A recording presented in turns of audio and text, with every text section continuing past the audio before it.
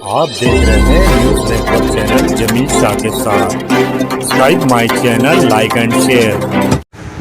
31 मार्च 2026 को धुलिया के मानिक नगर परी ब्यूटी पार्लर सक्षम पुलिस टाइम धुले जिला प्रतिनिधि जावेद पिंजारी इनके घर को दो चोरों ने ताला तोड़कर रोक रकम 3,50,000 वो 5 ग्राम सोना चोरी किया है।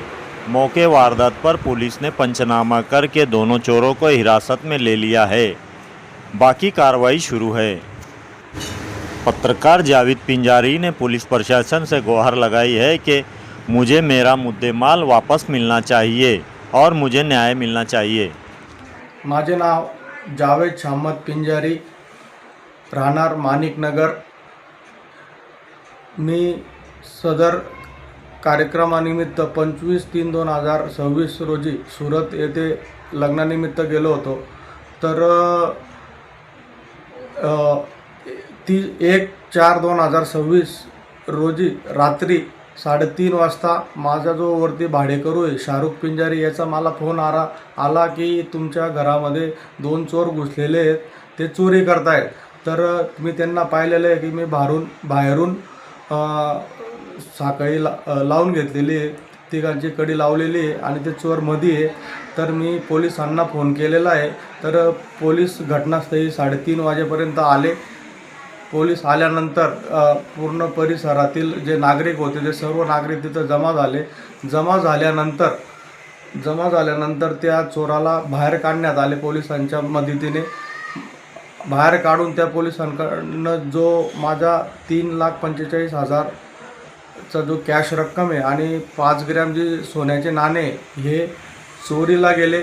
पण पोलिसांनी त्या चोरांना बाहेर काढून त्यांची हेनी केली धाड, म्हणजे खिसे वगैरे चेक नाही केले। त्यांचे खिसे वगैरे चेक नाही केल्यामुळे त्यांना फक्त गाडीत बसवलं। गाडीत बसवल्यानंतर 2 चोर होते, एकाला बसवलं, दुसऱ्याला बी बसवलं। बसवल्यानंतर त्यांनी काही क्षणात जो दुसरा रेहान खान आणि पोपण्या नावाचा जो कुख्यात गुंड आहे, जो चोर आहे, तो पसार झाला। आणि पसार झाल्यानंतर एकाला चाळीसगाव पोलीस स्टेशनला जमा केलेलं आहे। आणि त्यानंतर मी सकाळी 8 वाजता इथे आल्यानंतर मी पूर्ण घराची शहानिशा केली। तर माझ्या घरातून एवढी रक्कम गेलेली आहे। गेल्यानंतर मी पोलीस स्टेशनला गेलो। पोलीस स्टेशनला गेल्यानंतर मी फिर्याद नोंदवली आहे। फिर्याद नोंदवल्यानंतर त्यांनी जो पोपण्या नावाचा जो गुंड होता, जो चोर होता, त्याला त्यांनी पकडून आणला 11 वाजता। आणल्यानंतर फिर्याद नोंदवलेली आहे आणि मी प्रशासनाला एकच विनंती करतो की माझा जो बी मुद्देमाल चोरीला गेलेला आहे तो मला लवकरात लवकर मिळावा, एवढीच प्रशासनातर्फे विनंती आहे। आणि मी सर्व नागरिकांना एकच सांगू इच्छितो की मी स्वतः सक्षम पोलीस टाइम धुळे जिल्ह्याचा प्रतिनिधी असून माझ्या घरी जर अशी घटना होत असेल तर आम नागरिकांनी काय केलं पाहिजे याचा सवाल मी हे करतो। आणि जास्तीत जास्त लोकांपर्यंत हा व्हिडिओ पोहोचवण्याचा प्रयत्न करायला पाहिजे।